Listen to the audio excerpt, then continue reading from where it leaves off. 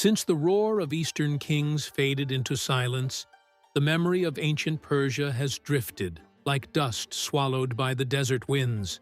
But long before Alexander the Great marched into the unknown, and well before the city-states of Greece reached their golden age, there stood a colossal empire, forged in the fire of vengeance, bound by honor, expanded through alliance, and remembered to this day for its unrelenting thirst for conquest.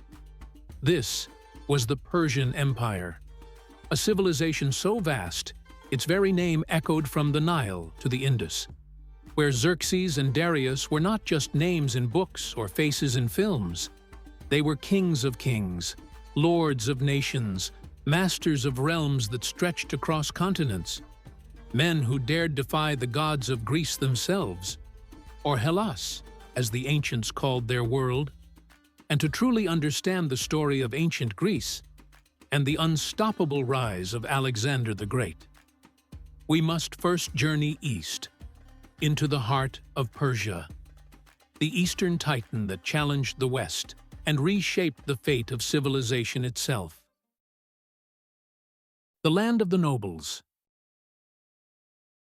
The story of the Persian Empire begins long before the rise of kings. It all began on the Iranian Plateau, a vast land bridge linking Central Asia, the Middle East, and the Caucasus. Here, tribes, caravans, and cultures flowed in every direction, blending tongues, beliefs, ideas, and goods. It became one of the richest crossroads on Earth, ripe for the birth of a powerful civilization.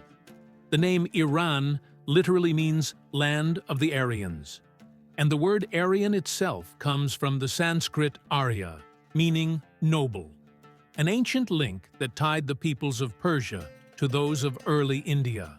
But beware, today, this word carries a dark shadow, twisted by 19th century racial ideologies, a distortion with no connection to its true ancient meaning. As for Persia, that term comes from the ancient Assyrians. Originally, it referred to a small region in the southwest of modern Iran, Parsa. But when the Greeks encountered these people, they used the word Persians to describe the entire empire. That name stuck and has echoed through history ever since. Yet Persia was far more than just a name. Its formation was a deep fusion of peoples and traditions. Among the first were the Elamites, who settled the southern lands. Their great cities, Anshan and Susa, were among the oldest in the world. It was they who built the monumental ziggurats of Choga Zanbil, stepped pyramid temples, rooted in the spirit of ancient Mesopotamia. But the Elamites were not alone. Soon, Indo-Aryan nomads arrived from the east, the Medes and the Persians. To the Greeks, these groups seemed so similar that they often referred to their conflicts simply as wars against the Persians. Yet, the Medes, who were the first to rule this region, were often left out of the story. This was a Greek oversimplification. Though they shared customs and bloodlines, the Medes and Persians were not the same people. And for many years, it was the Medes who held dominion over the Persians. The birth of the Achaemenid Empire. Nearly 2,700 years ago, a man rose who would forever alter the fate of the Iranian plateau. His name was Xerxes, remembered as the first to call himself King of the Persians. Xerxes launched a long campaign of wars and alliances, seeking to unite the scattered tribes under a single banner. He conquered the ancient city of Anshan, where he built his capital, though still a vassal of the mighty Assyrian Empire. But behind his name lies one even older, Achaemenes, a figure lost somewhere between legend and history. It is in his honor that we call this era the Achaemenid Empire, also known as the First Persian Empire. The dream of unity did not end with Xerxes. His sons, Cyrus and Ariaramnes, continued the expansion, though ancient sources disagree on the exact sequence of events. What we do know is that the Persians surged forward and took the legendary city of Nineveh, capital of ancient Assyria. Then, in 559 before the Common Era, a new name rose to the throne: Cyrus II, grandson of Tespes, who would go down in history as Cyrus the Great. For 30 years, Cyrus ruled with vision and power, transforming Persia from one kingdom among many into one of the greatest empires the world has ever seen. He established his royal capital at Pasargadae, where his tomb still rests. He defeated the Medes, shattered boundaries, and carved out a realm stretching from the straits between Asia and Europe to the peaks of Afghanistan, including the fall of the mighty Babylonian Empire. Yet it wasn't just size that made Persia great. Its breathtaking ethnic and cultural diversity demanded a new way to govern. So Cyrus introduced a bold new model. He divided the empire into vast provinces called satrapies, each ruled in his name with a degree of autonomy. But his authority, he made clear, was divine, and therefore indivisible. And with that, he claimed a title that echoed across the conquered lands: King of Lands. An empire of roads, customs, and royal blood. Under the rule of Cyrus the Great, the Persian Empire didn't thrive on military strength alone.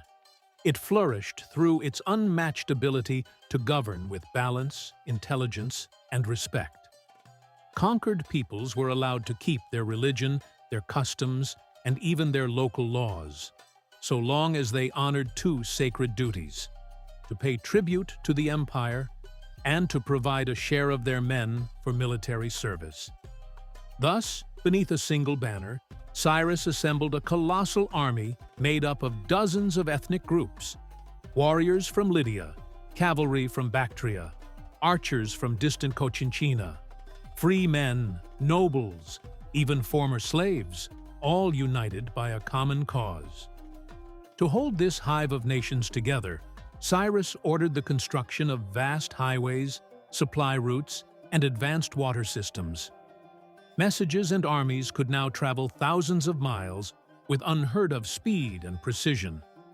Persian culture spread so far and deep that its customs reached even Athens and Jerusalem, far beyond imperial borders. At the age of 70, Cyrus is said to have died in battle, facing a rebellion in Central Asia. His throne passed to his son, Cambyses II, who quickly turned his sights to new conquests, this time in Africa, beginning with the takeover of Egypt. But Cambyses would not be remembered as a wise ruler. Ancient sources describe him as hot-tempered and unstable. Some claim that, in a fit of rage, he murdered his own pregnant sister. Overcome by guilt, he withdrew from power. And so the path cleared for Darius, a cousin of Cyrus, who would go on to be known as Darius the Great. His rise was far from smooth. Darius faced a storm of uprisings, and to legitimize his rule, he married into Cyrus's bloodline, uniting the crown through lineage. What followed was the transformation of Persia into a true machine of greatness. Darius standardized weights and measures. He introduced an official language for imperial administration. He began codifying laws. He expanded the postal network and created a secret intelligence corps known as the Eyes and Ears of the King, tasked with rooting out corruption across the satrapies. With vast wealth at his command, Darius launched monumental building projects, most famously the creation of his new capital, Persepolis, a shining symbol of power and elegance. After subduing Greek colonies in Anatolia, Darius soon found himself locked in conflict with the fiercely independent Greek city-states. In response, he crafted a bold plan, a full-scale invasion. Only total war, he believed, could break Greek resistance, and so he launched a massive assault. Though the Persians were defeated at the legendary Battle of Marathon, they succeeded in conquering Thrace and Macedon, pushing the Persian Empire to the height of its territorial expansion. Gods, kings, and the beginning of the end. In the days of Darius, it wasn't just the empire that grew stronger, it was also during his reign that a new light appeared in the spiritual sky: Zoroastrianism. One of the oldest religions known to humankind, founded by the prophet Zarathustra, Zoroastrianism was embraced by Persian kings and many across the empire. It spoke of good and evil, free will, and life after death, and may have directly influenced some of the world's greatest religions that came after. It was Darius who first claimed the title King of Kings, the Eastern equivalent of what we now call an emperor. And upon his death, the crown passed to his son, Xerxes I. Xerxes may be the most famous Persian ruler to modern audiences, not because of his policies, but because of his infamous defeat in the Greco-Persian Wars, and of course, his portrayal in the film 300 by Brazilian actor Rodrigo Santoro. But the Xerxes of history is far from the theatrical figure we see on screen. Greek sources painted him as a cruel tyrant, yet in truth, we know surprisingly little about his actual reign. What we do know is this: he faced widespread internal revolts, fueled by the crushing cost, in blood and treasure, of his failed invasion of Greece. The empire's morale bled out on foreign soil. Xerxes ruled for nearly 20 years before falling victim to a palace conspiracy. But his legacy did not end with a blade. His son and heir, Artaxerxes, avenged his death and took the throne during an age of rising unrest. Under mounting pressure, he was forced to make concessions to the Greeks, a quiet surrender that marked the first true cracks in the mighty Achaemenid Empire. That colossal force, which had once ruled the known world, was now beginning to crumble from within. The fall and the legacy. As the decades passed, cracks began to form at the very heart of the empire. Rebellions multiplied, and the decentralized model once pioneered by Cyrus the Great came under fire. Later kings tried to tighten their grip, ruling with iron fists to restore control. But it was too late. Maintaining such a vast realm required immense resources, and the cost of empire began to devour the empire itself. Roughly a century after the reign of Artaxerxes, its fate drew near. It was under Darius III that the Achaemenid Empire met its final blow. And the one who dealt it? A young Macedonian king with burning eyes and boundless ambition, Alexander the Great. But here lies a question that echoes through the ages. This so-called Hellenistic empire, with its blend of cultures, its cities named Alexandria, and its decentralized rule, was it truly born of Alexander's vision? Or was it a brilliant refinement of what the Persians had already created?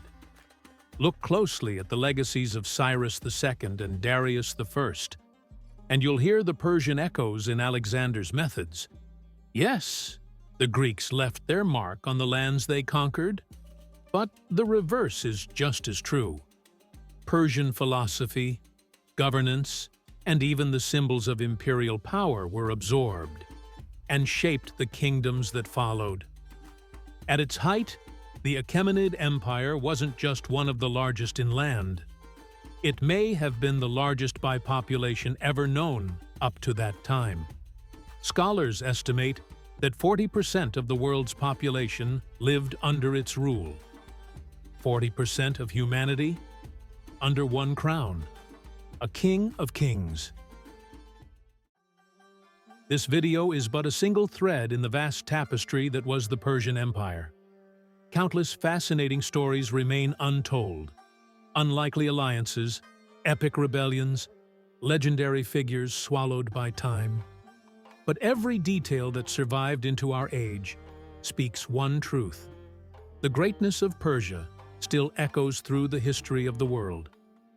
If you enjoyed this journey, give the video a like, share it with someone who loves ancient civilizations, and subscribe to our channel to keep exploring the greatest empires of antiquity.